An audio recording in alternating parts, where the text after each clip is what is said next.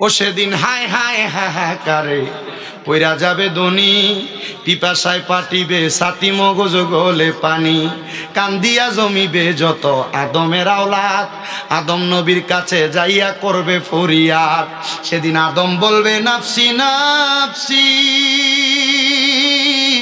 আমি কি সুপারিশ করতে পারি গো, তোমরা তাড়াতাড়ি চইলা যাও না আখিরি নবীর দরবারে, কঠিন দিনে আমার নবীজি বিনে, কঠিন দিনে আমার নবীজি বিনে। অনুরূপ ভাবে যখন বেঈমান বান্দার রূহ কবজ করার জন্য আজরাইল আসবে, কেউ বাধা দিবে না। আজরাইল আসার আগে এই বেঈমানের সামনে দুইটা ফেরেশতা আসবে, কিন্তু ওই দুইটা ফেরেশতার চোখের রং দিয়ে হইব নীল কালারের। ওই নীল চোখওয়ালা ফেরেশতাদেরকে দেইখা বেঈমান বান্দা বিছানার মধ্যে প্রস্রাব পায়খানা করে দিবে। হায় রে, বেঈমান বান্দা বিছানার মধ্যে প্রস্রাব পায়খানা করে দিবে। এবার আজরাইল যখন বেঈমান বান্দার সামনে আসবে, আজরাইলের সঙ্গে বেঈমান বান্দা মুখ দিয়ে কথা বলার চেষ্টা করবে, মানে আজরাইল আমারে আর একটু সুযোগ দাও, আমার রূহটা পরে কবজ করবা, আমি মৃত্যুর জন্য একটু প্রস্তুতি গ্রহণ করি। তখন বান্দার এই দুই চোয়ালের মাঝখানে জিহ্বাটা কামড় পরে আটকে যাবে। এবার চোখের ইশারা দিয়ে বোঝানোর চেষ্টা করবে, বেঈমান বান্দার চোখগুলা উল্টে যাবে। বেঈমান বান্দা তখন আর চোখ দিয়েও কোনো ইশারা ইঙ্গিত করতে পারবে না। এবার আজরাইল বেঈমানের রূহটা কবজ করার জন্য বেঈমানের বুকটার মধ্যে যখন থাবাটা, দেখো না তুমি হুইসেল মারে যে, বেঈমানের বুকটার মধ্যে যখন হামলা চালাইবো, আক্রমণ চালাইবো, বেঈমান বান্দার বুকের মধ্য দিয়ে আক্রমণ করার সাথে সাথে বান্দার ডরে এই জায়গার মধ্যে বান্দার হাতের শাহারক গুলা, পায়ের শাহারক গুলা, গাড়ের শাহারক গুলা ঠাস ঠাস ঠাস ঠাস করে ছিঁড়ে যাবে। তখন বান্দার রক্ত চলাচল করতে পারবে না, বান্দার নাক এবং মুখ দিয়ে রক্তগুলা বের হয়ে পড়বে। একটা বার চিন্তা করো, এমন কষ্টের মরণ যদি তোমার দেওয়া হয়। সাহাবায়ে কেরাম আমার নবীরে প্রশ্ন করে, নবী এমন কষ্টের মরণ আর কেমন কষ্ট পাওয়া যাবে আপনি বলেন না। বলে, একটা জীবিত বকরিরে জীবিত অবস্থায় লটকায়া শরীরের চামড়াটা জীবিত খুইলা ফেললে টাইনা টাইনা যত কষ্ট হয়, একটা বান্দার রূহ কবজ করার সময় বান্দার তার চাইতে আরো বেশি কষ্ট হয়। হায় রে, বান্দার রূহ যখন কবজ করবে, এই রূহটা কবজ করার পর ওই দুইজন ফেরেশতা বান্দার রূহটারে তাদের হাতের মধ্যে নিবে, কিন্তু দুঃখের বিষয় ওই দুইজন ফেরেশতা হাতের মধ্যে একটা কাপড় নিয়া তাদের নাকের মধ্যে এমন ভাবে ঢাকনা দিয়া রাখবে। এবার ফেরেশতারা প্রথম আসমানের দরজার মধ্যে যাবে। প্রথম আসমানের দরজায় বলছিলাম 19 জন ফেরেশতা ঈমানদাররে স্বাগতম জানাইছে, কিন্তু বেঈমান বান্দা বেআমল বান্দারে যখন প্রথম আসমানে নিয়ে যাবে, বেঈমান বেআমল বান্দারে ওই 19 জন ফেরেশতা মুখ থেকে থু থু নিক্ষেপ করবে। ওই দুইজন ফেরেশতা জিজ্ঞাসা করবে, কিরে কেন থুতু নিক্ষেপ করো, কারণটা কি? বলে, তোমরা নাকের মধ্যে কাপড় লাগাইলা কেন? বলে, বান্দা গুনাহ করতে করতে, হারাম খাইতে খাইতে, পরের হক খাইতে খাইতে বান্দার রূহটা দুর্গন্ধযুক্ত রূহ হয়ে গেছে, এই জন্য বান্দার রূহের দুর্গন্ধ আমরা সহ্য করতে পারি না। মুমিন বান্দার মৃত্যু সম্পর্কে আমি আপনাদের কাছে বয়ান করব বলেছিলাম। একটা মুমিন বান্দা যদি মারা যায়, মুমিন বান্দা মারা যাওয়ার সময় আমার আল্লাহ তাআলা আজরাইল পাঠানোর আগে দুইটা রহমতের ফেরেশতা পাঠায়। জবান বন্ধ নাই, জোরে কোন আজরাইল পাঠানোর আগে আল্লাহ কয়টা ফেরেশতা পাঠায়? দুইটা ফেরেশতা পাঠায়। এমনি খালি হাতে দুইটা ফেরেশতা মুমিন বান্দার কাছে আসে না। দুইটা ফেরেশতার হাতের মধ্যে জান্নাতি মেশকো আম্বরের আতর থাকে, আরেকটা ফেরেশতার হাতের মধ্যে জান্নাতি তুফা আপেল থাকে। একটা ফেরেশতা ঈশা ইমানদার বান্দার মাথার কাছে বসে, আরেকটা ফেরেশতা ঈশা ইমানদারের নাকের আগার মধ্যে বসে। এই দুইজন ফেরেশতা নাকের আগার কাছে বইসা, একজন মাথার কাছে বইসা ইমানদার বান্দার নাকের কাছে মেশকো আম্বরের আতরের সুঘ্রাণটা লাগায়া দেয়। ইমানদার বান্দাটা ওই সুঘ্রাণটা পাইয়া ওই জায়গার মধ্যে ঘুমায়া যায়। কিন্তু আজরাইল যখন ইমানদারের সামনে আসে ইমানদারের রূহটা কবজ করার জন্য, মনে রাখবেন কোন মুমিন বান্দার রূহ কবজ করা এত সোজা না। মুমিন বান্দার রূহ কবজ করতে হইলে আমার আল্লাহর কাছ থেকে পার্সোনাল অনুমতি লাগে। জোরে কোন সুবহানাল্লাহ। বলে, হুজুর কেন কেন? শুনো রে বাবা, আপনি যদি মুমিন হন, আমার আগের হুজুর আপনাদের কাছে মুমিনের খাসিয়ত সম্পর্কে পরিচয় দিয়ে গেছে। আপনি যদি মুমিন হন, আপনার এই রূহটা কবজ করার সময় আজরাইলের রহমতের 8 জন ফেরেশতা বাধা দিবে। কয়জন? কয়জন ফেরেশতা? রূহ কবজ করতে আজরাইলের কি ভালো হইব না কষ্ট হইব? জোরে কয় না কষ্ট হইব। কেমন কষ্ট শোনেন। আজরাইল মুমিন বান্দার রূহ কবজ করার সময় এক নাম্বার মুমিন বান্দার বুকের মধ্যে থাবা দিবে, কিন্তু বুকের মধ্যে থেকে দুইজন ফেরেশতা দাঁড়ায়া যাবে।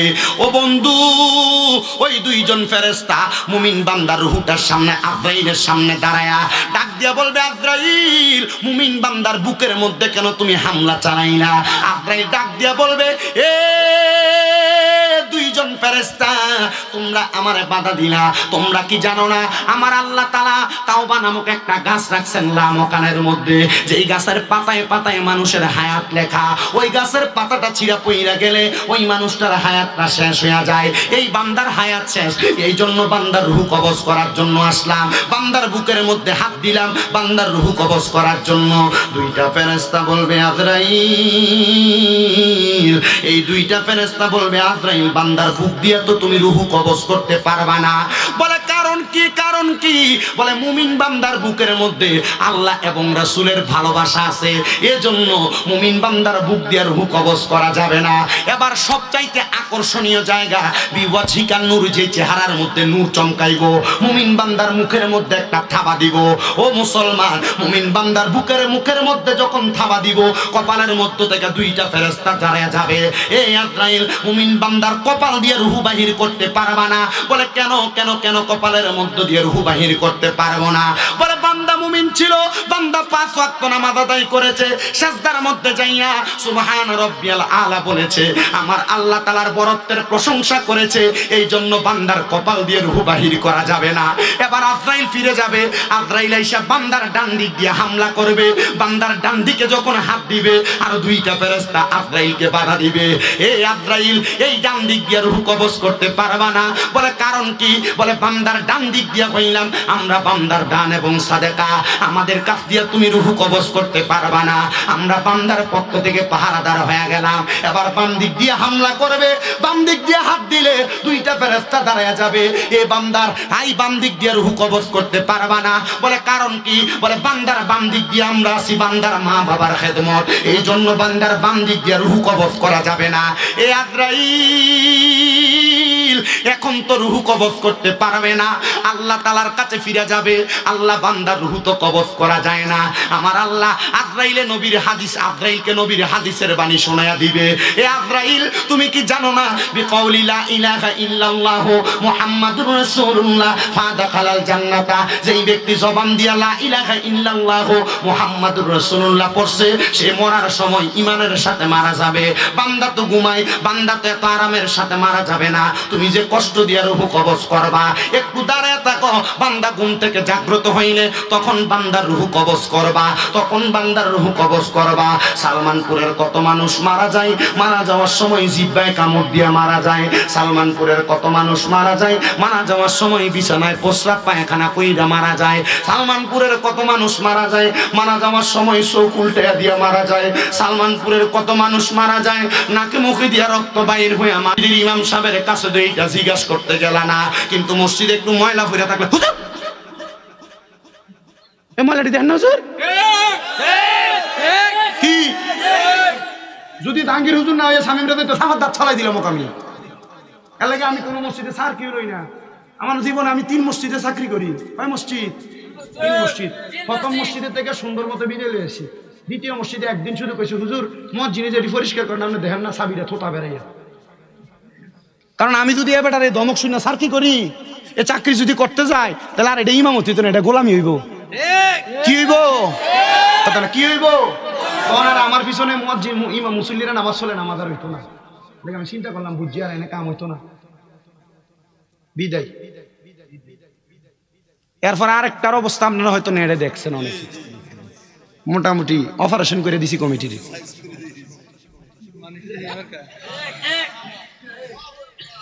হ্যাঁ, তারা নামও জান এলাকার, একবার অপারেশন। এখন যেটা পড়াই, এক জুমা পড়াইতে গেছি, হুজুর আমরা তো আমরা রইসাই। আমি বললাম ঠিক আছে সান, ঠিক আছে। আমি কিন্তু সবসময় পড়াইতে পারতাম না, মাহফিলের সিজন আমার সমস্যা, আমি 3 জুমা পড়াই না। আজকেও পড়াইছি না জুমা, খুব জ্বরে অসুস্থ তো। আমারে সভাপতি কল দিছে জুমার পরে, হুজুর জানি আইসেন না, আপনার ভাল লাগলে আইবেন, না লাগলে আইবেন না। আমার কইতেছে তবে 5 জুমাইয়েন না 6 জুমার সময় তুই যদি 8টা মিস করেন 9 নাম্বারটা সময় তুই ঠিক আছে আমি তো আপনাদের কিছু হয় না হুজুর কিছু হইলে এটা আমরা দেখি আমি আমার ক্লাসমেটে পাঠাইছি তুই পড়া আমার শরীর ভালো না কালকে মাহফিলের স্টেজ থেকে নামার পর বানসারামপুর আমার হাত পা একবার বইতে আসছে প্রচন্ড জ্বর আমি কিন্তু মাহফিল একটা কইরে এখানে আসছি আমার খুব কষ্ট হয় কালকে আমার 3টা মাহফিল আমি জানি না আমি আসার সময় আমার একজন খাস উস্তাদ যিনি এমন যে চোখ বন্ধ করলে অনেক কিছু বলতে পারে কুমিল্লা সুজানগরের বকশিয়া জামে মসজিদের খতিব সাহেব মাওলানা আব্দুল মান্নান হুজুরে আমি গাড়ি দেখা গাড়িটা দরজাটা খুলে নামে গেছি হুজুর আমার জ্বর কেমনে ওয়াজ করবো জানি না একটু দোয়া করে দেন হুজুর কি করে কত ফু দিছে এখনো পর্যন্ত শরীর ঠিক আছে দোয়া করেন যেন এখন থেকে ঠিক থাকে তা আমার কথা যে এইটা আর কি তো মসজিদ কমিটি আমার চাকরি দেওয়ার সময় শিখেছে বেতন কত দেওয়া লাগবো আমি কই বেতন কত দেওয়া লাগবো আপনারা আমারে তো দিতেন পারতেন না আমি চাইলে আপনারা দিয়েন তারা দেয় আমারে মাশাল্লাহ দেয় 1000 করে প্রতি জুমা আমি আজ পর্যন্ত কিছু কইছি না 1000 আমি বাইর যাওয়ানোর আগে শেষ হয় বাড়িতে যাওয়ানোর আগে শেষ হয় আমি আজ পর্যন্ত কিছু কই নাই কারণ আমি কইছি আপনারা যদি আমার সম্মান দিতে পারেন রাখেন কারণ আমি পরে আমি সভাপতি সেক্রেটারি হইতাম না আমি পরে উল্টা ফাল্টা কই এলাম আপনি আমার রাগ করতেন না ওই কইছে হ্যাঁ ঠিক আছে হুজুর এটার কাহিনীটা মাইক যেমনে আছে এমনে থাক এটার ওনার ঠিক করন যেত না হুজুর যেমনে আছে তাইলে হুজুর কি করন আমি আমাকে নির্দিষ্ট পরিমাণ সম্মান দিবেন ইমামের মতো ইমামরা যখন আপনি কইবেন যে হুজুর এটা সাফ করেন তখন আর এটা কি ইমাম থাকবো কথা কয় না কা এই সব মসজিদের ভিতরে এমন 2-1টা বান্দর মুসল্লি থাকে কথা কন না কেন এটা মসজিদের ইমামের ভিতরে লাগিয়ে থাকে এটা লাগে এলাকার মসজিদের ভিতরে 3 মাস মুয়াজ্জিন টিকে না আজান এমনি দিল কি রে আজকে আজান 2 মিনিটের থেকে 3 মিনিট হলো কি লাগা এই বাদ দে কথা কন না কেন আমি চিন্তা করি এটি কি জবাব দিব আল্লাহর কাছে কি জবাব দিব এটি চাইয়ে থাকবো মুয়াজ্জিনের ঘাটটি উঁটের মাথার মতো লম্বা হয়ে রয়েছে তখন মুয়াজ্জিনের ভাইয়ের কাছে হুজুর আপনার মেয়েকে চা খাবাই দিলাম একটু আমার লয়ে যান কব মনে আসিলানি চাটা খাবাইয়া আবার দোয়ানতে আওয়ানের পরে বদনাম করছিল যে হুজুর এটা ভালো না হুজুর এটা এমনি জোয়ান জান তো ফলাইন লোক ফুটবলে খেলে তো আপনার ইমাম মসজিদে চাকরি করে খেললে কি হিসাবে না না হুজুর খেলতে পারতো না হুজুর এটাও করতে পারতো না কিছু করতে পারতো হুজুরের দোষের অভাব নাই কি কথা কন না কেন ঠিক কিনা আর বহুত এলাকার ভালো মানুষ যে এলাকায় ইমাম সাহেবরা 25, 26, 30 বছর 40 বছর ইমামতি করে কোনো কিছু হয় না আমি যে এখানে নামাজ পড়াই এখন এ মসজিদে 40 বছর ইমামতি করছে এ হুজুর এখন আমার পিছনে নামাজ পড়ে কয় বছর 30 বছর এই মসজিদে তার মানে বোঝায় সালমান খুদে ভালো মানুষ আছে আলহামদুলিল্লাহ কইলাম তাহলে বাদ দিন তাহলে আর এদিকে ওয়াজ এলাম নেই এদিকে হেদায়েত আছে আল্লাহ কবুল করুক আমিন কোন আর জোরে কোন আমিন তাহলে ওই যে জিব্বা কামড় দিয়ে মারা যায় মরণটা তাহলে ভালো না খারাপ এই যে না মুদিয়া রক্ত বাইর হয়ে মারা যায় এটা কি ভালো মরণ না খারাপ এই যে চোখ উল্টে দিয়ে মারা যায় এটা কি ভালো মরণ না খারাপ বিছনায় যে প্রস্রাব পায়খানা করে দিয়ে মারা যায় এটা কি ভালো মরণ না খারাপ এই খারাপ মরণের কথা পরে কইতেছি আগে মুমিনের সাদরার মজাটা বোঝাই এরপরে বেঈমানের মরণের কথা কইতেছি অসুবিধা হবে আপনারা আসুন তো ইনশাল্লাহ বিরিয়ানি কিন্তু গরুর না ঠিক আছে ইনশাল্লাহ আল্লাহ যেন কবুল করে জোরে কোন আমিন এবার ইমানদার বান্দার বাম দিকে আক্রমণ করার পরে আজরাইল যখন এবার সর্বশেষ ইমানদারের রূহ কবজ করার জন্য আসবে আজরাইল এসে দাঁড়ায়া থাকবে দুইজন ফেরেশতা ছিল একজনের কাছে মেশক আম্বরের আতর আরেকজনের কাছে জান্নাতি আপেল ছিল জান্নাতি আপেলটা লইয়া বান্দার মুখের কাছে দাঁড়িয়ে থাকবে রে মুসলমান এ সালমানপুরের বাবা এবার বান্দা ঘুম থেকে জাগ্রত হয়ে যাবে বান্দা চোখটা খুইলা দেখবে বান্দার সামনে জান্নাতি আপেলটা ধইরা রাখছে এবার জান্নাতি আপেলের মধ্যে লেখা কালিমে তৈয়বা লা ইলাহা ইল্লাল্লাহু মুহাম্মাদুর রাসূলুল্লাহ সাল্লাল্লাহু আলাইহি ওয়াসাল্লাম তখন বান্দা চোখটা খুইলা কালেমা পয়রা ফালাইব জোরে কোন সুবহানাল্লাহ বান্দা যখন কালেমা পড়বে রে মুসলমান বান্দার মুখ দিয়ে একটা বাতাস বের হবে ওই বাতাসের সাথে সাথে বান্দার রূহ কবজ করা হবে ছোট্ট একটা বাচ্চার মাথার মধ্যে বাচ্চা কান্না করলে মা হাত বুলে দিলে বাচ্চা যেমন করে ঘুমায়া যায় ইমানদার বান্দা ঠিক তেমন করে ঘুমায়া যাবে মুসলমান ইমানদার বান্দার রূহটা যখন আজরাইল হাতে নিব, হাতের মধ্যে নিয়ে ইমানদার বান্দার রূহটা নিয়ে যখন সামনের দিকে যাবে, ওই রূহ আজরাইলকে ডাক দিয়ে বলবে, রে আজরাইল, এত আস্তে আস্তে কেন যাও? তুমি যদি জানতা আল্লাহ আমার জন্য কত বড় নিয়ামত রেডি করে রাখছে, তাহলে তুমি আরো তাড়াতাড়ি আমারে নিয়ে জান্নাতের মধ্যে যাইতা। কোন সুবহানাল্লাহ। ইমানদার বান্দার রূহটা নিয়ে আজরাইল উপরের দিকে যাবে। আসমানের মধ্যে প্রথম দরজার মধ্যে 19 জন ফেরেশতা আহলা ওয়া সাহালান মারহাবান দুয়ুফুল্লাহ, দুয়ুফুর রহমান বলে ইমানদারের রূহটারে স্বাগতম জানাইবো। আর ইমানদার বান্দার রূহটা নিয়ে আজরাইল যখন যাবে, ও বাবা, কুমিল্লার ভাষায় একটা মাছ রে আমরা দিলে ধরলে হাত থেকে ফিটলে জায়গা, এই মাছটারে আমরা কই বাইন মাছ, বাইন মাছ, কথা কন না ঠিক কিনা?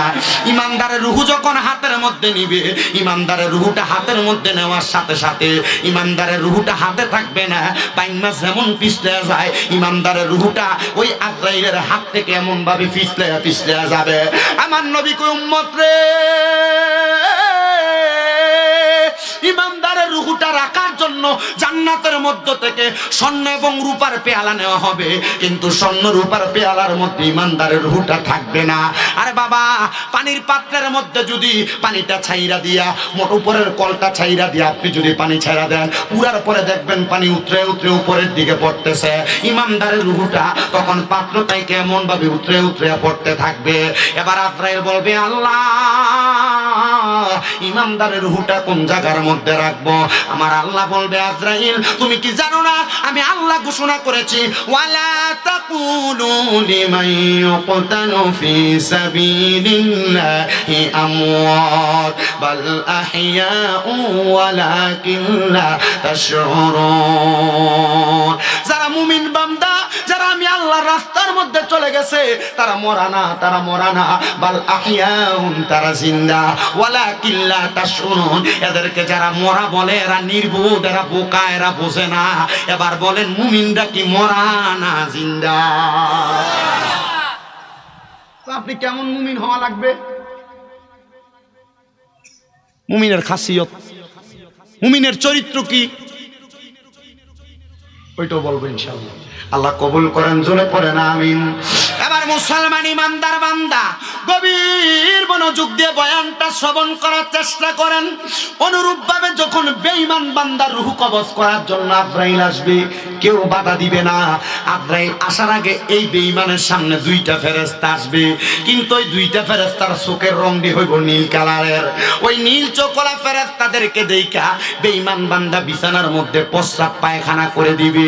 হায় রে, বেঈমান বান্দা বিছানার মধ্যে প্রস্রাব পায়খানা করে দিবে। এবার আজরাইল যখন বেঈমান বান্দার সামনে আসবে, আজরাইলের সঙ্গে বেঈমান বান্দা মুখ দিয়ে কথা বলার চেষ্টা করবে, মানে আজরাইল আমারে আর একটু সুযোগ দাও, আমার রূহটা পরে কবজ করবা, আমি মৃত্যুর জন্য একটু প্রস্তুতি গ্রহণ করি। তখন বান্দার এই দুই চোয়ালের মাঝখানে জিহ্বাটা কামড় পরে আটকে যাবে। এবার চোখের ইশারা দিয়ে বোঝানোর চেষ্টা করবে, বেঈমান বান্দার চোখগুলা উল্টে যাবে। বেঈমান বান্দা তখন আর চোখ দিয়েও কোনো ইশারা ইঙ্গিত করতে পারবে না। এবার আজরাইল বেঈমানের রূহটা কবজ করার জন্য বেঈমানের বুকটার মধ্যে যখন থাবাটা, দেখো না তুমি হুইসেল মারে,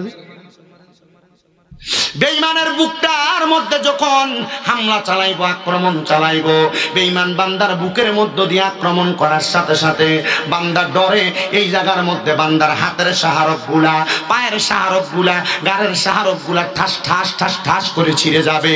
তখন বান্দার রক্ত চলাচল করতে পারবে না, বান্দার নাক এবং মুখ দিয়ে রক্তগুলা বের হয়ে পড়বে। একটা বার চিন্তা করো, এমন কষ্টের মরণ যদি তোমার দেওয়া হয়।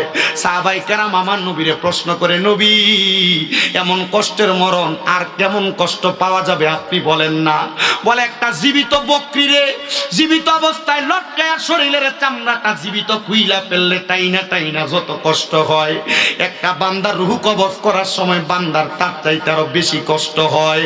হায় রে, বান্দার রূহ যখন কবজ করবে, এই রূহটা কবজ করার পর ওই দুইজন ফেরেশতা বান্দার রূহটারে তাদের হাতের মধ্যে নিবে, কিন্তু দুঃখের বিষয় ওই দুইজন ফেরেশতা হাতের মধ্যে একটা কাপড় নিয়া তাদের নাকের মধ্যে এমন ভাবে ঢাকনা দিয়া রাখবে।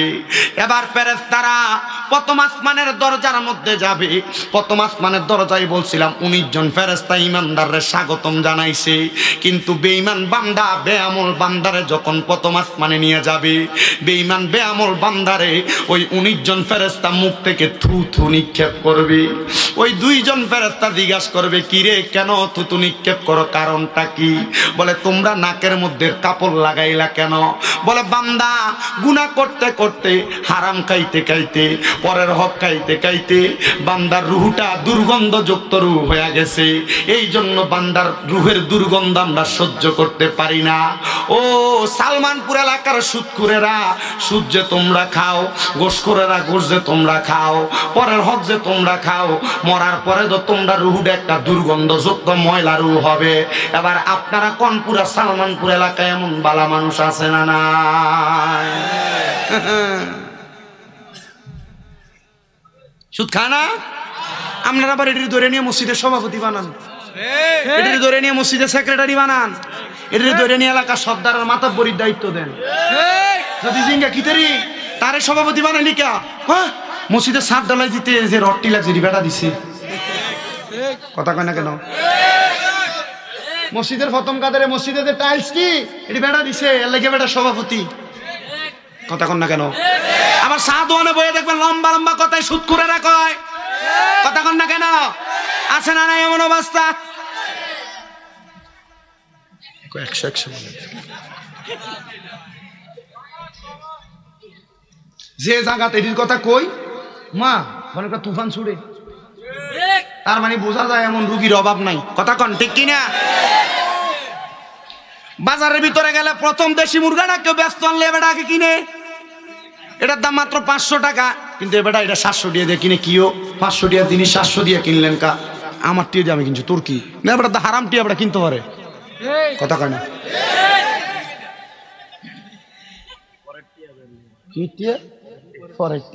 আসেনি এ সুদখোররা কয়েকটা শাস্তির কথা শোনেন।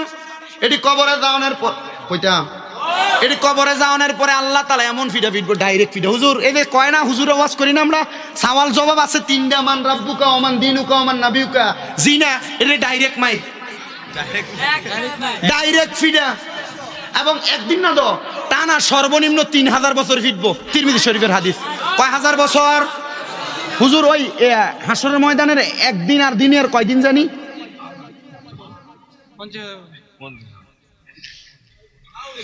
3000 বছর জ্বালাইবো। এমনে জ্বালাইতো না, কেমনে জ্বালাইবো? বলে জাহান্নামের আগুনের রং হইলো 3টা। কয়টা? 1 নাম্বার লাল, 2 নাম্বার সাদা, 3 নাম্বার কালা। লাল রঙের আগুনের ভিতরে 1000 বছর জ্বালাই এবার সাদা বানাইবো, এটার ভিতরে 1000 বছর জ্বালাইবো, এবার এটারে কালা বানাইবো। 1000 বছর জ্বালাইয়া এবার বান্দারে দাঁড় করাইবো তাকাসসুর নামক জায়গায়। কও এবার কিতা কইবা সোনা ফাঁকি? কিন্তু এবার এটার কথা কইতো না, কারণ এদের কইবা আল্লাহ মাফ করে দাও, এদের 3000 বছর জ্বলছে। আপনি কি মনে করছেন 3000 বছর এমনি জ্বলছে? আর জাহান্নামের আগুন এটা যে উত্তপ্ত, আল্লাহ রাসূল সাল্লাল্লাহু আলাইহি ওয়াসাল্লাম বলছে 500 বছর দূর রাস্তা থেকে আমি জাহান্নামের একটু আগুনের কুণ্ডলি দেখছি, এটার গায়ের তাপ আইসা লাগে। গায়ের কি আইসা লাগে? তাপ আইসা লাগে। তো 3000 বছর জ্বালায় এই যে জ্বলছে, শরীরটা পুড়ছে, 3000 বছর পর্যন্ত জ্বলতে জ্বলতে এর শরীরের অবস্থা খুব খারাপ। তখন 3বার ব্যবহার করবো মোয়ে মোয়ে মোয়ে, মানে ফানি ফানি ফানি। তখন ফানির লেগে খালি চিল্লাইবো। এবার সাহাবাই কেরাম বলতেছি ইয়া রাসূলুল্লাহ ফানি দেওয়া হইতো না? হ্যাঁ দেওয়া হইব। এত 3000 বছর ফানি লেগে কানবো জ্বলছে, এর বুঝি ফানি দেওয়া হইতো না? হ্যাঁ দিব।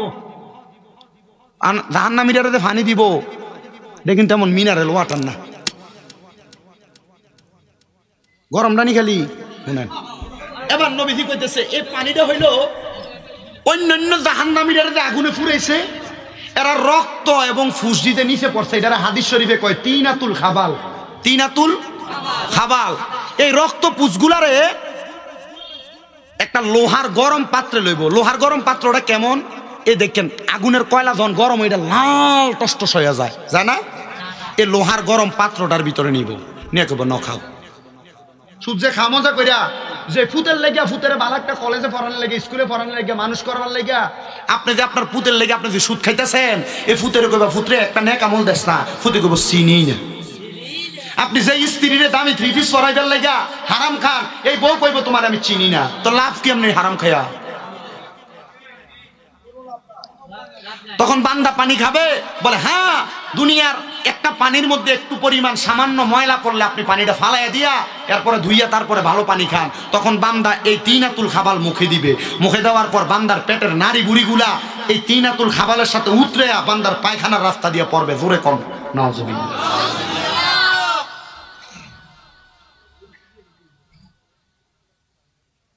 দুনিয়ার মুসলমান ইমানদারের দলেরা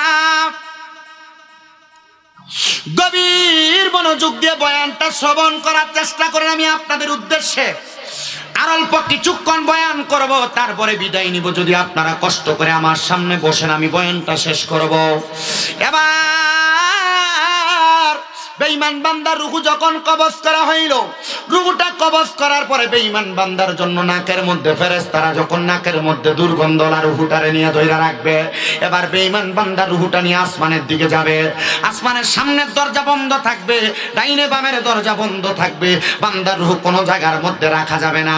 বলে বান্দার ঠিকানা কোথায়? বান্দার ঠিকানা হইল ফি নারি জাহান্নামা খালিদিনা ফিহা। বান্দার ঠিকানা জাহান্নাম। সাহাবায়ে কেরাম বলে ইয়া রাসূলুল্লাহ কতদিন থাকবে? বলে আয়াতে কারিমার মধ্যে প্রমাণ দেওয়া হয়েছে খালিদিনা ফিহা, বান্দা চিরস্থায়ী বাসিন্দা হয়ে জাহান্নামের মধ্যে থাকবে। নবী গো তারা কারা? আমার নবী শিখিয়ে দেয় তারা হলো ওই ব্যক্তিরা উলাইকা হুম শাররুল বারিয়া, এরা হইল দুনিয়ার সবচাইতে নিকৃষ্ট ব্যক্তি, বাজে ব্যক্তি, খারাপ ব্যক্তি। আপনি চিন্তা করে দেখেন আপনি কোন কোন কাজগুলা করতেছেন, ওই কাজগুলোর কারণে আপনি জান্নাতে যাবেন কিনা। আপনার বিচার অন্য কেউ করবে কেন?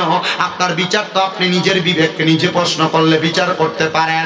ও মুসলমান, এমন কষ্টের মরণ আপনি নিয়েন না, আপনি একটা ইমানি মরণ নেন, ইমানি মরণ। এবার আল্লাহর হাবিব সাল্লাল্লাহু আলাইহি সাল্লাম বলে দুনিয়ার মানুষ শুইনালো, যারা ইমানদার, যারা মুমিন, তাদের মরণ কেমন হবে? নবী গো কেমন মরণ হবে আর তাদের মরণের পরে কি নিয়ামত দেওয়া হবে? আমার নবীকে আল্লাহর কোরআন বলে ইন্নাল্লাযীনা আমানু ওয়া আমিলুস সালিহাতি উলাইকা হুম খায়রুল বারিয়া। জবান খুলে উচ্চ কণ্ঠে জোরে জোরে পড়েন আল্লাহু আকবার। নিশ্চয় যারা ঈমান আনে এবং নেক আমল করে এরাই হইল দুনিয়ার সবচাইতে উত্তম ব্যক্তি এবং ভালো ব্যক্তি। আল্লাহ তাআলা এদের মরার পরে ঠিকানা কি? আল্লাহ তাআলা আপনি কি দান করবেন? আমার আল্লাহ তাআলা বলেন জাযাউহুম ইনদা রাব্বিহিম, আমি আল্লাহর পক্ষ থেকে তাদের জন্য পুরস্কার জাযা প্রতিদান হইল জান্নাতুল আদনিন। এই পুরস্কারটার নাম হলো জান্নাতুল আদন। শুধু জান্নাতুল আদন না, ওগো আল্লাহ জান্নাতুল আদনটা দেখতে কেমন? আমার নবীজি বর্ণনা করে আয়াতে কারিমা থেকে তাজরি মিন তাহতিহাল আনহার। ওই জান্নাতুল আদন দেখতে এত সুন্দর, ওই জান্নাতুল আদনের নিচে দিয়ে একটা নদী প্রবাহিত হয়। ওই নদীটা সাধারণ কোন নদী না, যেই নদী আপনাদের এলাকার মধ্যে সামান্য ময়লাযুক্ত পানি। আর জান্নাতুল আদনের নিচে যেই নদী থাকবে ওই নদীটার নাম হলো রজব নদী। ওই নদীর মধ্যে 4 প্রকারের পানি থাকবে। এক প্রকারের পানি হলো ইন্না আ'তাইনাকাল কাউসার। ওই 4 প্রকারের পানির মধ্যে 1 নম্বর পানি হলো কাউসারের পানি। নবী গো এই কাউসারের পানি কারা পান করবে? আমার নবী কয় যারা দুনিয়াতে আল্লাহ এবং তার রাসূলের মুহাব্বতের সুধা পান করেছে তারা ওই কাউসারের পানি পান করবে। 2 নাম্বার ওই পানির মধ্যে থাকবে আরেক প্রকার পানি শারাবান তাহুরা। ওই শারাবান তাহুরা হইল পবিত্র পানি। ইয়া রাসূলুল্লাহ ওই পবিত্র পানি কারা পান করবে? নবী আমার কয় উম্মত ওই পবিত্র পানি তো তারা পান করবে যারা কোনোদিন নেশা পানি করে নাই, নেশা দ্রব্য পান করে নাই। হাইরে মুসলমান, তুমি যে সিগারেট খাইতেছো তুমি চিন্তা করতেছো না। হাইরে মুসলমান, বন্ধু বান্ধবের পাল্লাই করে যে নেশা করতেছো তুমি চিন্তা করতেছো না। আল্লাহ তাআলা তোমারে তো শারাবান তাহুরা পান করাবে না নেশা করার কারণে। ও মুসলমান, ও নবীর উম্মতের দল আশিক রাসূল ভাই বাবারা, সালমানপুরের যুব সমাজ মুরব্বী বাবারা, পর্দার অন্তরালের মা বোনেরা, আর 3 নাম্বার একটা পানি জান্নাতের লাবান মানে জান্নাতের দুধ দেওয়া হবে। জান্নাতের দুধ কারা পান করবে? নবীজির কাছে প্রশ্ন করা হয়। আমার নবী কয় যারা কোনোদিন পরের সম্পদ হরণ করে নাই, মানুষের সম্পদ দখল করে নাই, এরাই জান্নাতের দুধ পান করবে। নবী গো ওই ব্যক্তিগুলোর পরিচয় কি? ওই পরিচয় তো আপনারা নিজেরাই জানেন। ভাই মারা যাওয়ার পরে ভাই ভাতিজারে জমি বুঝাইয়া দেয় না, মা বাপ মারা যাওয়ার পর বোনদের সম্পত্তি বালা করে বুঝাইয়া দেয় না। আপনারা কোন এমন অবস্থা বর্তমান সমাজে আছে না? মানুষের ওজনে কম দেয় আছে না নাই? জান্নাতের দুধ পান করবে, পিপাসায় মরে যাবে।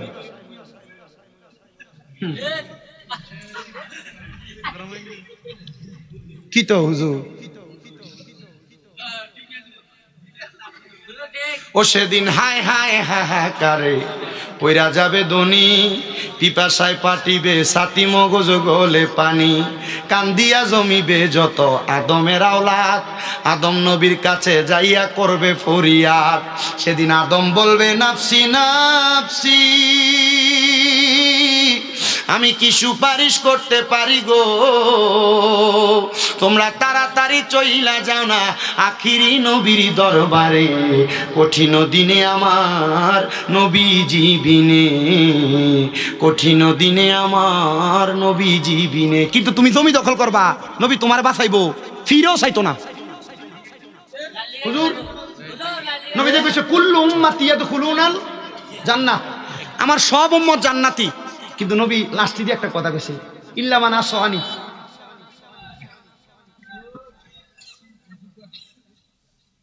লাস্টে যে একটা শব্দ ইল্লা লাগাই দিছে, এ আমার হাতে এক বোতল পানি, এ আমার পানি, সভাপতি শব্দ, আমার এই পানি, হ্যাঁ আমার এই পানি আপনি পান করতে পারবেন পারবেন না। আরেকটা কথা কইবেন না, আপনি যে কথা কোন হুজুরও আসে, আমার হাতে এটা কি পানি, আমি বললাম হুজুর এটা আপনার কাছে রাখেন, এটা কেউ পান করতে পারবে না আপনি ছাড়া। তার মানে এটা কে পান করতে পারবে? শুধু হুজুরে। নবী কইছে যে আমার সব উম্মত জান্নাতি, ওয়ালা মান আতানি দাখালাল জান্নাহ, যারা আমার ইতাআত করছে, আমি নবীর কথা শুইনা চলছে, এরা যাইবো। ওমান আসওয়ানি ফাকাত, সেই চালাই বোঝে শুনছে না এদের কথা। এটা আমরা কুমিল্লার ভাষা না, সে চালান, তাহলে বুঝলে তো আলহামদুলিল্লাহ। তাহলে জমি দখল করা যাবে, বইন্ডার সম্পদ বুঝিয়ে দেওয়া লাগবনি, লাগবনি, দায়িত্ব না 2 লাখ দিয়া দে, মাফ করে দিস। হ্যাঁ কি করে দিস, এ মাফ করে দিছে, খাইছে বেটারে। আপনি বইনেরটা বইনের নির্দিষ্ট পরিমাণ বুঝিয়ে দিতে হবে, যদি না দেন তাহলে আল্লাহর কাছে আপনি এটার জন্য জবাবদিহিতা করতে হবে। আর যত পরিমাণ জমি এ বোনের খাইছেন আপনি, এ প্রত্যেক পরিমাণ জমির 7 স্তবক আপনার গলায় ঝুলিয়ে দেওয়া হবে, ঘাড় সোজা কইরা হাসরের ময়দানে দাঁড়াইতে পারবেন না। তখন জমি বের কইরা অন্য নবীর উম্মতরা থেকে বললে এটা কেডা, কইডা ওই এটা যে মানুষ জমি দখল করছে, ক্ষেতের গালাডিতে কাজ হইছে, মানুষ জমি দখল করছে, এটা সেটা। আগে খেতের লাইলি দিয়া ব্যাঙ্গারি টাইন না ধান আনুন যেত মাই ছাত্রের থেকে, অন আড়ানো যায় না, এটা হাতের বান। কথা কোন আছে না নাই? ওজনেও কম দেয়, আসেনিও পরে একটা বাড়াই দে, পরে বাইক নিয়ে দে সমান সমান।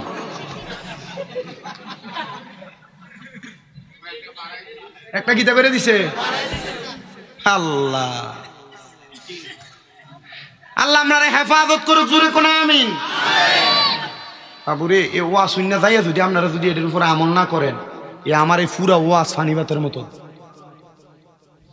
আমি কিন্তু অনেকগুলা বিষয়ে কথা বলতেছি, আপনাদের কষ্ট হইতেছে? সুদ খাওয়া হালাল মনে হয় নাকি? এটাও কিন্তু কইয়া দিছি, কি শাস্তি দিব, এ শাস্তি জানার পরেও যদি খায়, ফিডাটা কম না বেশি? আচ্ছা সুদ যারা খায় এরা কি জানে না এটাতে খাওয়া হারাম?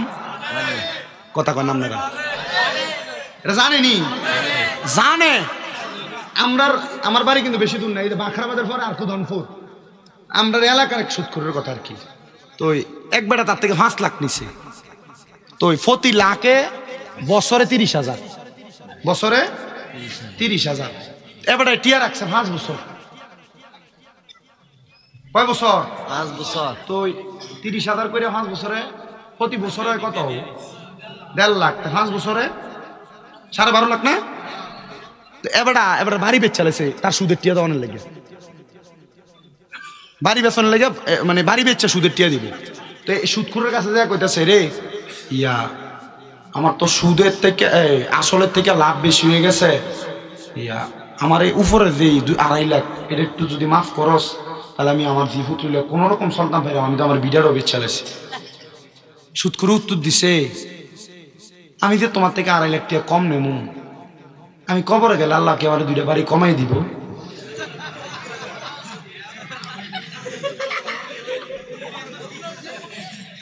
তার মানে হ্যাঁ জানে গুনারে গুনা মনে করে যে গুনা আবার করে এটা কুফুরি।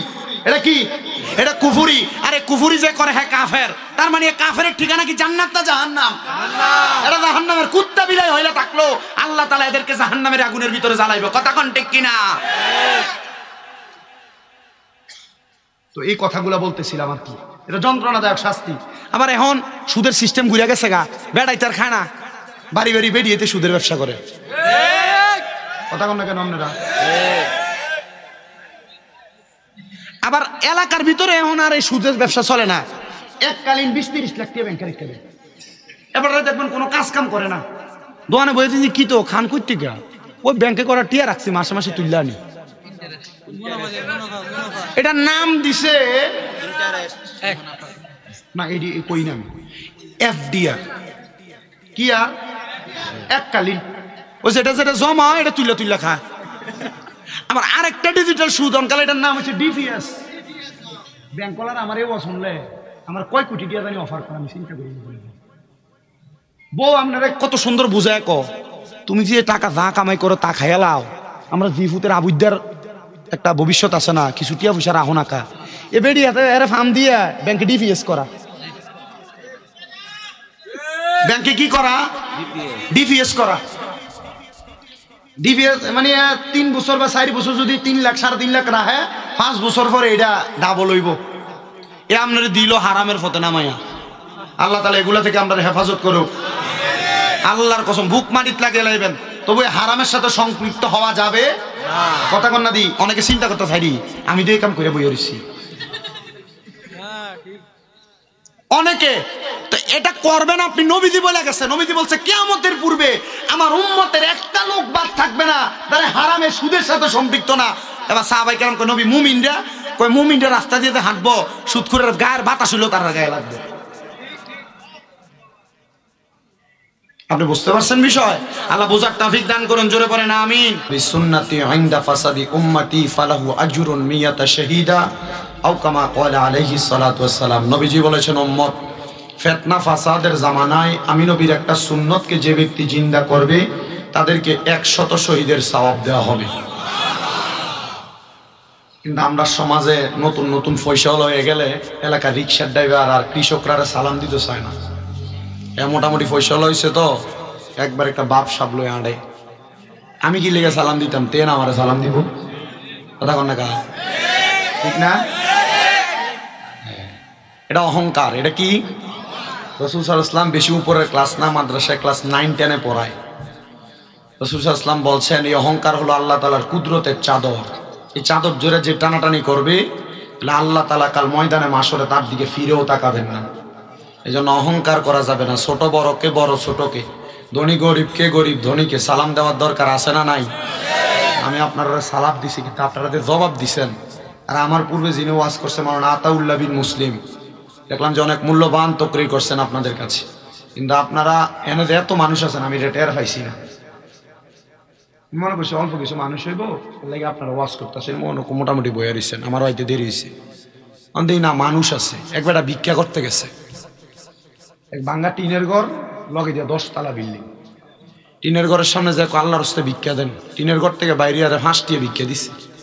কত দোয়া করছে আল্লাহ যে আমার 5 টাকা ভিক্ষা দিছে তুমি তার লাখ লাখ টাকার মালিক বানাও। এই দোয়া কইরা 10 তলার সামনে গেছে ভিক্ষার লেগে। 10 তলার সামনে আল্লাহর রাস্তে ভিক্ষা দেন, 10 তলার মালিক বাইরে তারা 5 টাকা ভিক্ষা দিছে।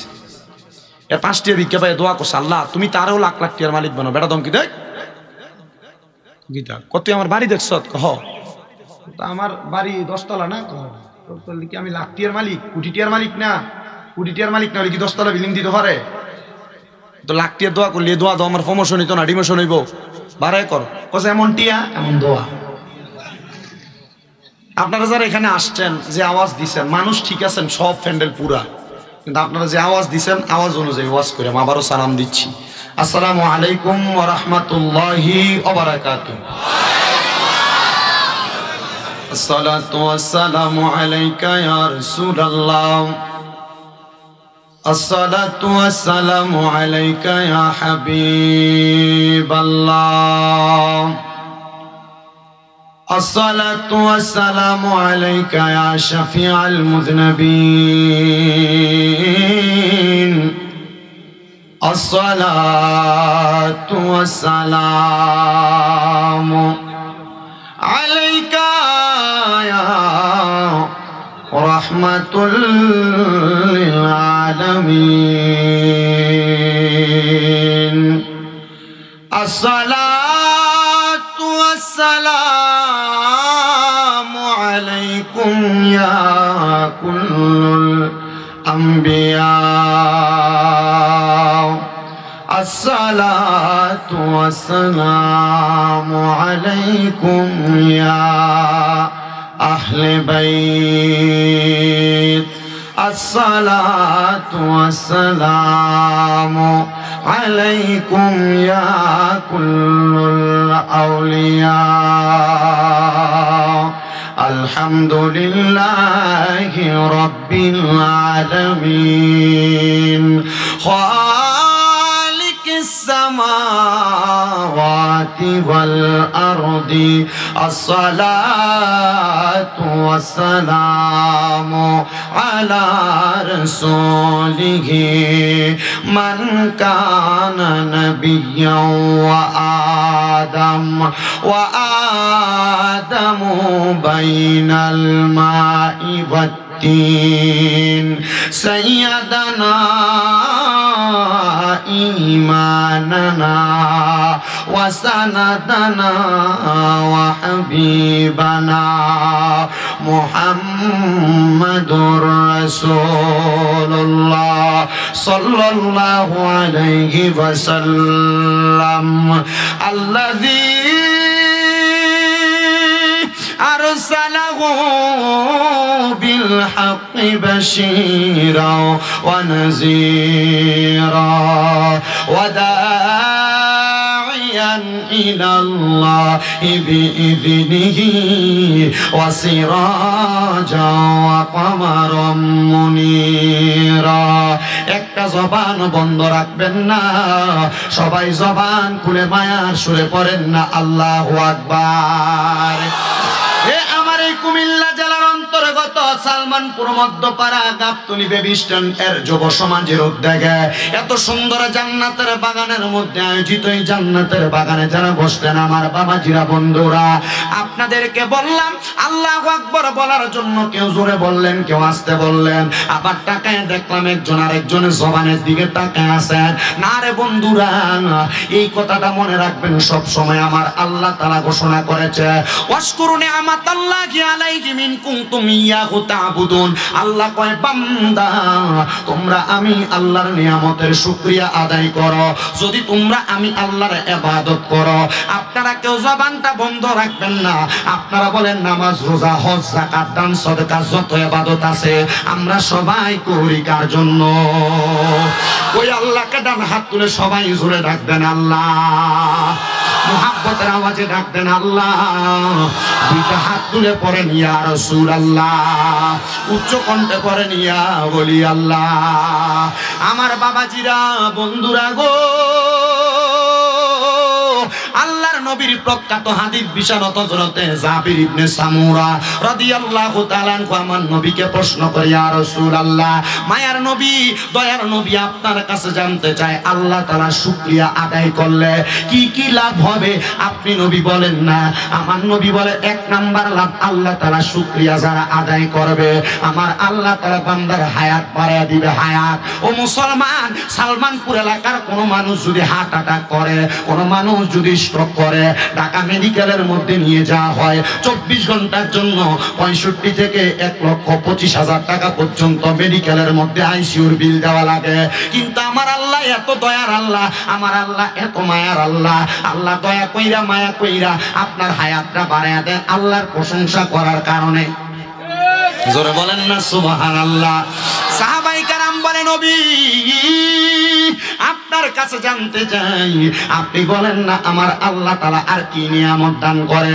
আমার নবী বলে 2 নাম্বার, আমার আল্লাহ তাআলা বান্দার রিজিক বাড়ায়া দেয়। মানে যদি অভাবের মধ্যে থাকে আমার আল্লাহ তাআলা বান্দার অভাব অনটন দূর করে দেয়। 3 নাম্বার, বান্দা যদি মুসিবতের মধ্যে থাকে আল্লাহ তাআলার প্রশংসা করে, আমার আল্লাহ তাআলা বান্দারে মুসিবত থেকে উদ্ধার করে।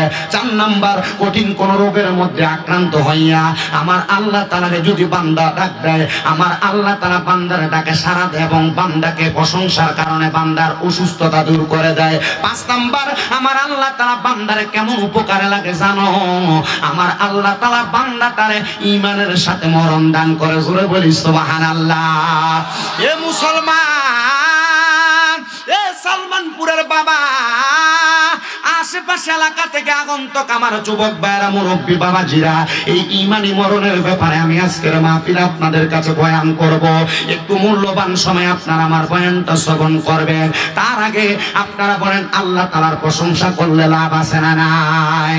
ওই আল্লাহ তাআলার প্রশংসা কেমনে করতে হয় হযরত সালমান ফারসি রাদিয়াল্লাহু তাআলা আমার নবীকে প্রশ্ন করে, মায়ার নবী, দয়ার নবী, আপনি বলেন না আল্লাহ তাআলার প্রশংসা কেমনে করে? আমার নবী কই 1 নাম্বার বিতেলাওয়াতিল কোরআন, আল্লাহ তাআলার কোরআন তেলাওয়াতের মাধ্যমে আল্লাহ তাআলার প্রশংসা করা যায়। 2 নাম্বার, আল্লাহ তাআলার ইবাদতের মাধ্যমে আল্লাহ তাআলার প্রশংসা করা যায়। আসেন আমরা সবাই মুহাব্বতের আওয়াজে আল্লাহ তাআলার কোরআনের তেলাওয়াত করি আর জোরে জোরে পড়ি, আউযু বিল্লাহি মিনাশ শাইতানির রাজীম, বিসমিল্লাহির রাহমানির রাহিম, ইন্নাল্লাযীনা কাফারু মিন আহলিল কিতাবি ওয়াল মুশরিকিনা ফী নারি জাহান্নাম খালিদিনা ফীহা উলাইকা হুম শাররুল বারিয়া।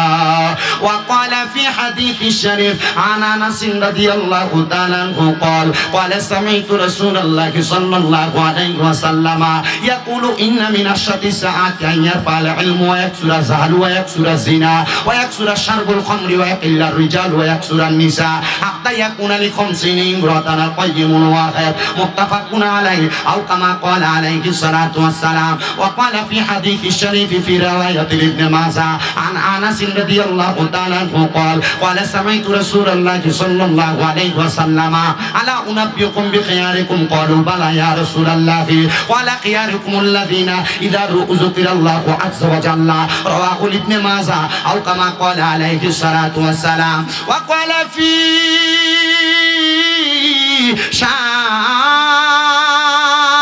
شان حبيبه ومحبوبه ومعشوقه مخبرا وآمرا إن الله وملائكته يصلون على النبي يا أيها الذين آمنوا صلوا عليه وسلموا تسليما. اللهم صل على سيدنا وعلى آله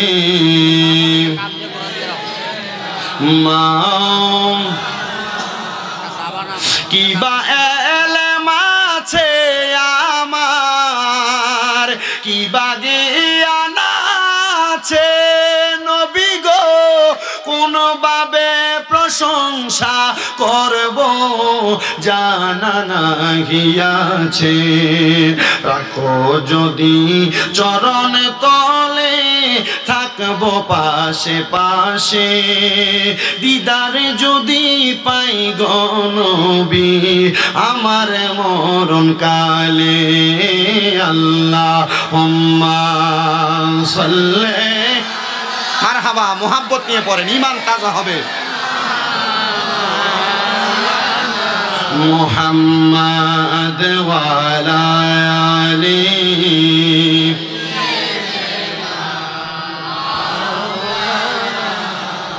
কোদাল দিয়ে খুঁড়িয়া মাটির একটা ঘরে বানায়, সে ঘরেতে থাকতে হবে একা একা নিরালায়। কথা বলেন, সেই ঘরের নাম কি? সেই ঘরেতে আপন বলতে কেউ তো তোমার থাকবে না, আপন যিনি হবে তিনি শাহে মদিনা। আল্লাহুম্মা সাল্লি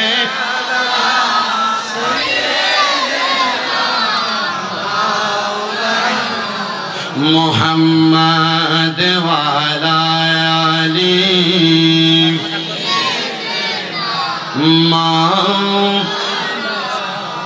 লা ইলাহা ইল্লাল্লাহু লা ইলাহা ও লা ইলাহা ও লা ইলাহা ও লা ইলাহা ইল্লাল্লাহ লা ইলাহা হাসবি রব্বি জাল্লাল্লাহ মা ফি কলবি গায়রুল্লাহ। পড়েন হাসবি লা মা ফি কলবি গায়রুল্লাহ। নূরে মুহাম্মদ সাল্লাল্লাহ, পড়েন নূরে মুহাম্মদ সাল্লাল্লাহ। ও লা ইলাহা ইল্লাল্লাহ লা ইলাহা ইল্লাল্লাহু লা ইলাহা।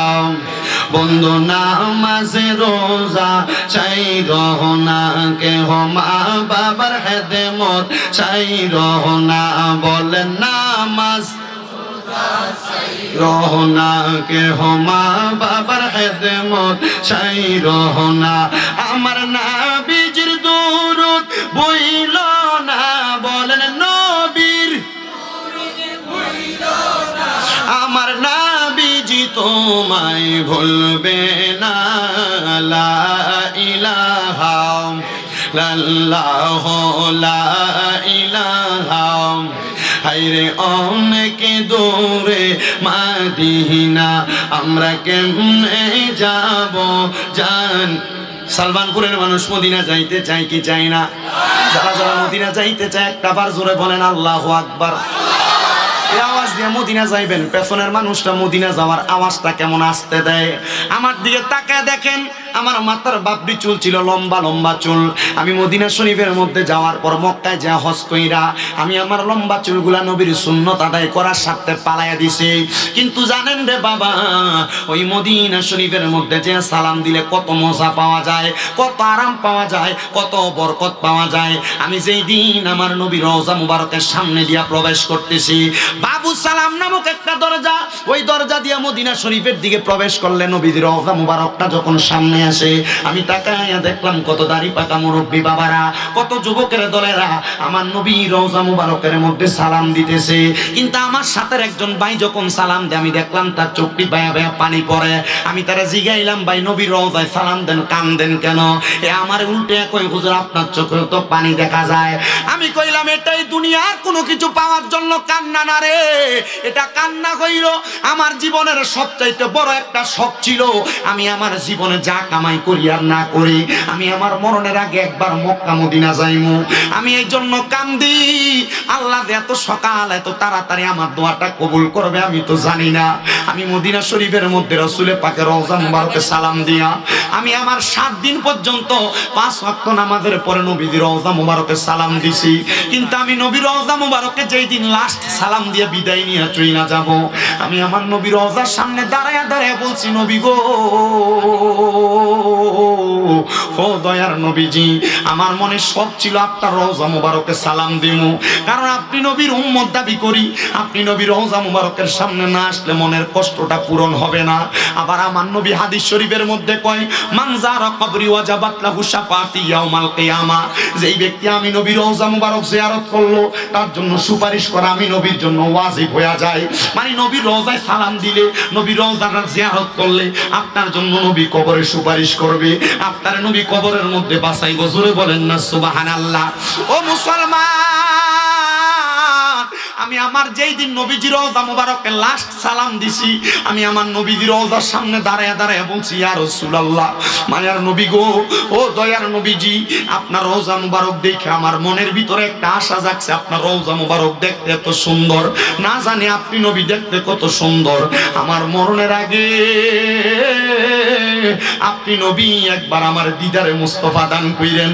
আপনার দিদার যদি পাই আমার জীবন ধন্য হয়ে যাবে। আপনি নবীর চেহারা মুবারক যদি দেখি আমার জীবন ধন্য হয়ে যাবে। বিশ্বাস করেন রে বাবা, আমি আমার নবীর রওজার সামনে দাঁড়ায় দাঁড়ায় আরেকটা কথা বলছি। নবী ওয়াজ মাহফিলের ময়দানে গেলে হাজার হাজার মানুষ নিয়া আপনি নবীর প্রতি দুরূদ শরীফ আদায় করি। কত মানুষ মদিনা আসার জন্য কান্দে, টাকার জন্য আসতে পারে না। কত মানুষ মদিনা আসার জন্য মনের ভিতরে কত আকাঙ্ক্ষা, তারা তো মক্কা মদিনা আসতে পারে না। নবী গো, তাদেরকে মরণের আগে একবার মক্কা মদিনা না দেখে মরণের ডাক দিয়েন না। আমি শুধু এই কথা বলি নাই রে যুবক ভাই, আমি আল্লাহর কাবা ঘরের কালো গিলাপটার মধ্যে দইরা দইরা দোয়া করছি, আল্লাহ আপনার কাবা ঘরের সামনে এসে এই দোয়াটা করি, যারা এখনো পর্যন্ত মক্কা মদিনা আসতে পারে নাই তাদেরকে আপনি মরণের আগে একবার মক্কা মদিনা আইনেন। ও সালমানপুরের বাবা, ও সালমানপুরের মুরব্বী বাবারা, আপনি সালমানপুরের মসজিদের ভিতরে এক ওয়াক্ত নামাজ পড়লে এক ওয়াক্তে সওয়াব পাইবেন, কিন্তু মদিনা শরীফ এমন বরকতওয়ালা জায়গা, মদিনা শরীফে এক ওয়াক্ত নামাজ পড়লে 50,000 রাকাতে সওয়াব পাওয়া যায়। নবী বলছে আপনি সালমানপুরের মসজিদে এক ওয়াক্ত নামাজ পড়লে এক ওয়াক্ত নামাজের সওয়াব পাইবেন। মক্কা শরীফে কাবা শরীফের কালো গিলাপের দিকে তাকায়া তাকায়া এক ওয়াক্ত নামাজ পড়লে আপনি 1 লক্ষ ওয়াক্তে সওয়াব পাইবেন।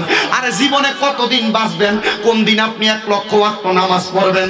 আপনার টাকার অভাব নাই, 2-3 লাখ টাকা এক লগে হইলে আপনি খেত পাথর দিয়ে একটু জায়গা কিনা রাইখা দেন। আপনার 1 লাখ টাকা এক লগে হইলে ব্যাংকের মধ্যে নিয়ে টাকা জমা দিয়া দেন। না রে বাবা না, এই টাকা পয়সা ধন সম্পদ আপনার সন্তান ব্যয় করবো অবৈধভাবে। আপনার কাছে আমার আবদার, যদি জীবনে শান্তি পাইতে চান একটাবার মক্কা মদিনা যান। জীবনে যদি প্রশান্তি পাইতে চান একবার মক্কা মদিনা যান। ওই মক্কা মদিনা গেলে কত শান্তি পাইবেন এটা আমি আপনার কইলা বুঝাইতে পারবো না। পর্দার অন্তরালে আমার কত আম্মুজিরা ওয়াজ শুনতাছে, হে আমার মা,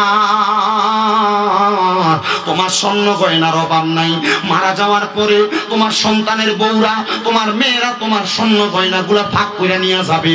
একটা বড়ি স্বর্ণ বিক্রি কইরা স্বামীর হাতে টাকাটা তুইলা দিয়া বলবা আমার আপনি টাকাটা দিয়ে মক্কা মদিনা পাঠাইয়া দেন। মক্কা মদিনা যে নামাজ পড়বা শান্তি পাইবা, শান্তি পাইবা। এত মজার জায়গা, এত আরামের জায়গা, এত বরকতময় জায়গা। এই সালমানপুরের বাবারা আপনারা বলেন আমরা সবাই বরকতওয়ালা জায়গায় যাইতে চাই কি চাই না? কারা কারা যাইতে চাই ডান হাত তুলে আমার আল্লাহরে দেখায়, আর সবাই নিয়ত করেন আল্লাহ মক্কায় আর মদিনা না দেখাইয়া মরণ দিও না, কন্যা মক্কায় আর মদিনা না দেখ। আল্লাহ যেন কবুল করে, জোরে বলেন আমিন। যারা যারা মক্কা মদিনা যাইতে চাই জবান খুলে জোরে জোরে পড়ে ওরে দয়াল আল্লাহ দয়া করেন, দয়াল